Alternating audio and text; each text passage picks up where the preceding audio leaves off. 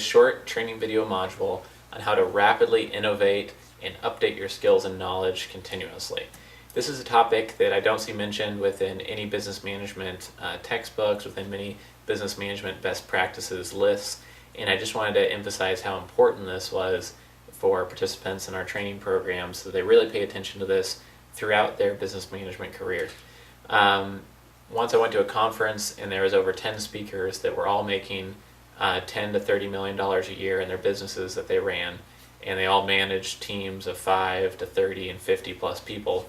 And it was funny because they all gave speeches for an hour, 2 hours each, and the only thing they all said in common was that speed of implementation was a very important thing in business. And I took tons of notes, 20, 30 pages of notes during the conference, and that was the only thing they all said in common.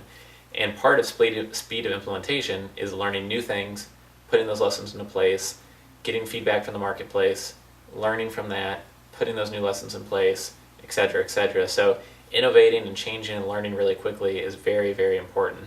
And I'm going to provide some tips, tools, and kind of bullet point lists here of ways you can learn more quickly and gain knowledge and feedback more quickly. The first is to always experiment. Thomas Edison is said to have failed 1,000 times before discovering the light bulb.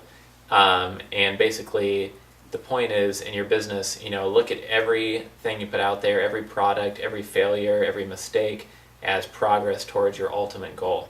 The more feedback you get, the better. So instead of planning longer, launch something with your best foot forward, but in an efficient manner, and then get feedback, innovate, come out with the next iteration of it that maybe you market even more broadly because now you're more confident after gaining some initial kind of beta feedback on that initial product.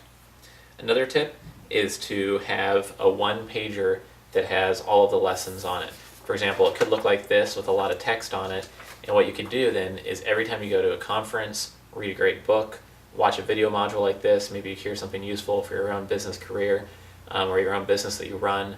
Every time you hear a great quote you want to remember and kind of integrate into how you do business, or you hear a good story from someone that kind of affects how you want to handle yourself in business, you add it to that one pager. And you can make this size 12 font while you have space, and you can reduce it, have size 6, size 7 font, but it's critical you fit it on one side of one piece of paper.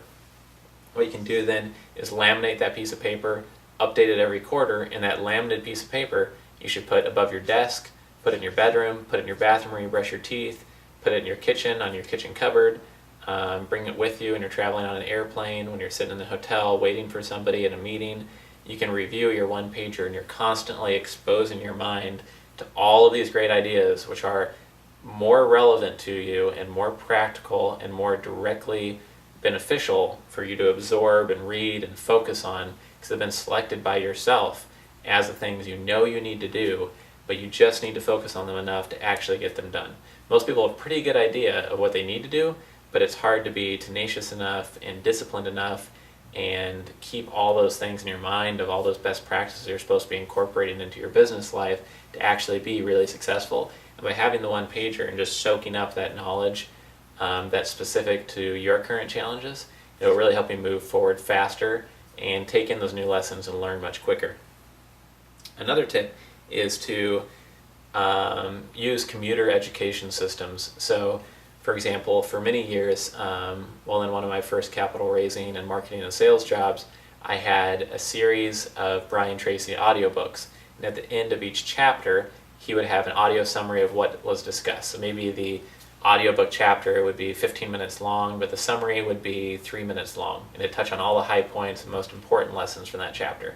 What I did was look at 3 or 4 of his different books on marketing, sales, self-improvement, took all of the chapter summaries in audio form, in MP3 format, put those all on my iPod, and while I was commuting to work for an hour each way in Boston and sitting on the subway that whole way, I was getting 2 hours of training and exposure every single day to these best practices and ideas by Brian Tracy, and it really helped improve my sales and kind of integrate a lot of things into how I did sales. I also used to read a ton of Jeffrey Gitomer's sales training books. I would do that during my commute and train myself on how to be a better salesperson and get better at marketing. You can do this in any area. It could be in business management, it could be in leadership. You can buy books You can read your one-pager we just talked about in audio form, put it in MP3, put it on a disc, listen to it while you're commuting in your car. You can listen to these resources or audiobooks when you're on an airplane, when you're walking to work in an iPod. You can read things, while you're commuting at work. There's always ways to train yourself during dead time where other people are listening to hip-hop music or rock and roll, or just relaxing or getting mad at the traffic around them or sitting in frustrating traffic. You can be using that to get ahead and learn much, much faster than everybody else around you. And if you do this for just 2 or 3 years, you'll see a huge increase in your productivity and your efficiency and how much you're worth in the marketplace. And that can be transformed into how much your business is worth and how much your business grows, or how much you yourself are worth in terms of the salary that you either are currently earning or could potentially earn if you went to go work for somebody else with the knowledge you now have.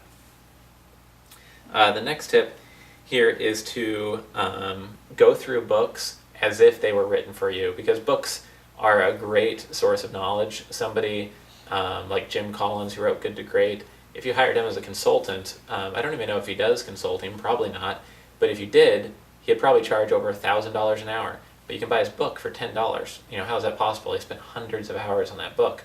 And it's just the way the book market is set up, and it's a great advantage to people like you and I who can't go out and spend $1 million a month hiring consultants. You can gain their knowledge through these books. The trick is, don't read every single word, don't read every single chapter. Open the book, look at the table of contents, narrow it down, see if there's chapter summaries, skim those first, and then just pick out the 3 or 4 chapters that are going to serve you best. Read those, take some notes on them, maybe add a few notes to your one-pager, write something in your business journal about what you learned, and then toss the book out, donate it, give it to your library, return it to the library, etc. Don't hold on to the books forever. Most people don't read a book more than once. And just make sure you just use the book to your advantage and don't take a month to read through a book. Get the lessons, move on. Another tip is to make sure you have mentors. Find people who are at the position you wish you were at. Get advice from them, respect their time, do informational interviews with them, take them out to coffee, take them out to lunch, and be very respectful of how much time you're consuming of theirs, because if they're very successful, they're probably very short on time. And have your questions ready before you meet with them, and take action on what they recommend so you can see that you are taking their advice seriously and you're not wasting their time. Another tip is to form a mastermind group. We have other video modules on forming a mastermind and simulating the mastermind group. So please watch those videos when you have time. And then one other thing I just wanted to kind of close off this list was to emphasize how important this is and why we decided to create a video module on this exact topic, was that chances are the business you're working in and your job as a business manager is 80% to 100% knowledge centric. You're a knowledge worker, probably not a blue collar worker putting together mechanical parts of a car if you're watching this video.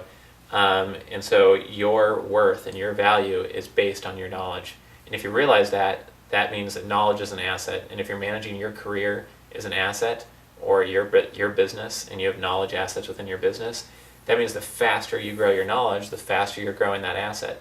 And you can grow that asset by buying $10 books, by listening to audiobooks, training programs, going to $1,000 seminars. And by doing all those things, you can be worth hundreds of thousands of dollars a year to hundreds of different companies. So that's really powerful, and just grasp that nowadays economies are built and whole businesses are built just on specialized knowledge. So the more direct, niche-specific, specialized knowledge you can gain, the more powerful you'll become. So I hope you enjoyed this short video training module. Thank you for joining us today. It's businesstraining.com, where you can earn master's level qualifications to make more money.